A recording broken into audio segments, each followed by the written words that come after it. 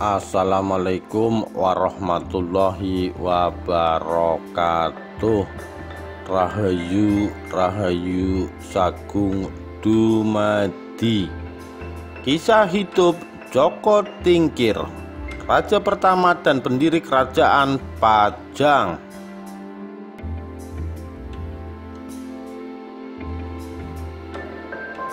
Dikutip dari merdeka.com, Rabu 16 Maret 2022.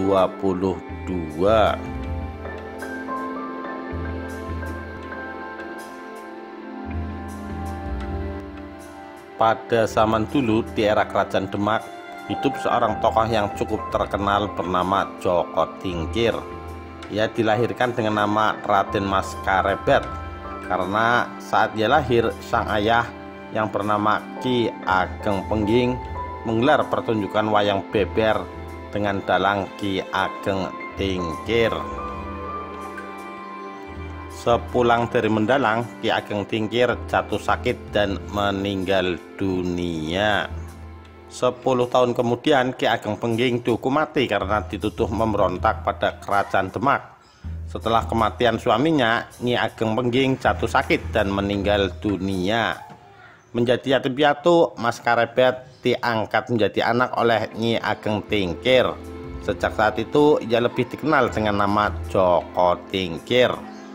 Sejak muda, Joko Tingkir gemar bertapa, berlatih bela diri dan kesaktian. Ia tumbuh menjadi pemuda yang tangguh dan tampan. Lantas seperti apa perjalanan hidup Joko Tingkir sampai ia berhasil mendirikan kerajaan Pajang? Berikut kisah lengkapnya. Berdasarkan buku Babad Tanah Jawa seperti dilansir dari Wikipedia, setelah beranjak dewasa, Joko Tingkir merantau menuju ibu kota Demak bersama teman-teman seperguruannya, Mas Manca, Mas Wila, dan Ki Wuragil. Sesampainya di Demak, ia tinggal di rumah pamannya, Yai Ganda Mustaka, yang merupakan seorang perawat Masjid Demak berpangkat Lurah Ganjur. Pada suatu hari, Joko Tingkir melakukan sesuatu yang tanpa sengaja membuat Sultan Trenggono, Raja Demak saat itu, terkesan. Saat itu ia sedang berdiri di tepian kolam yang cukup besar. Tiba-tiba sang paman berteriak pada Joko Tingkir karena Sultan Trenggono akan lewat. Joko Tingkir yang terlatih dengan sigap melompati kolam yang lebar itu. Tanpa sengaja, Sultan Trenggono melihat sendiri kejadian itu dan terkesan akan kemampuan Joko Tingkir. Ia kemudian diangkat menjadi prajurit Demak berpangkat Lurah Wiratamtama.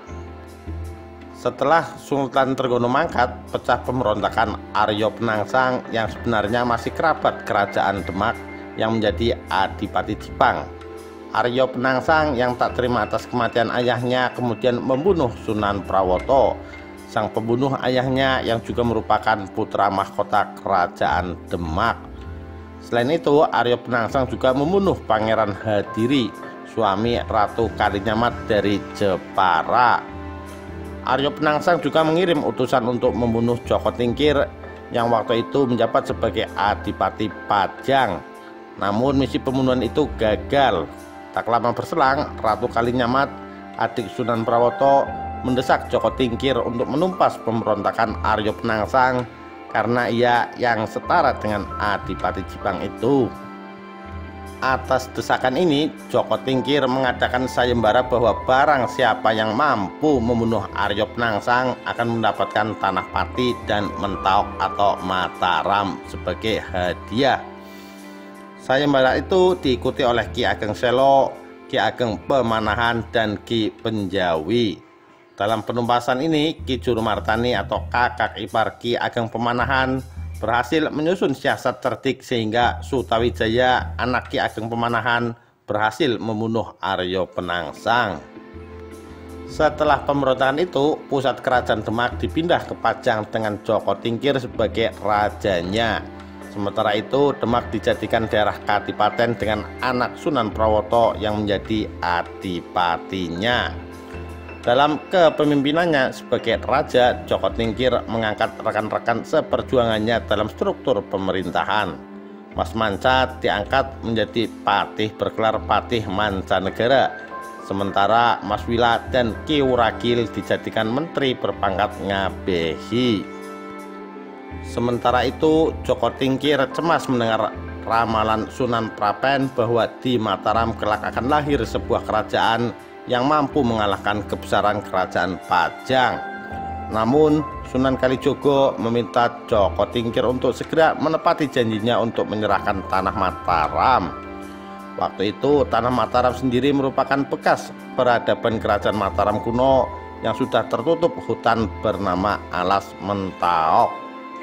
Setelah menerima hadiah dari Joko Tingkir, Ki Ageng Pemanahan sekeluarga termasuk Ki Juru Mertani membabat hutan itu dan mendirikan desa Mataram. Desa itu menjadi tanah pertikan di mana penguasanya hanya diwajibkan untuk menghadap Pajang secara rutin tanpa kewajiban membayar upeti. Pada tahun 1568, untuk pertama kalinya Ki Ageng Pemanahan bertemu Sunan Prapen dan meramalkan bahwa Mataram akan menaklukkan Pajang melalui keturunannya.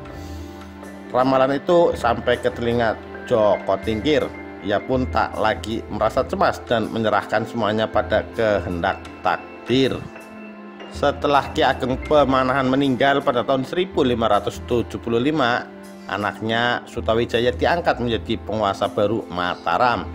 Ia diberi hak atas Pajang untuk tidak menghadap selama setahun penuh.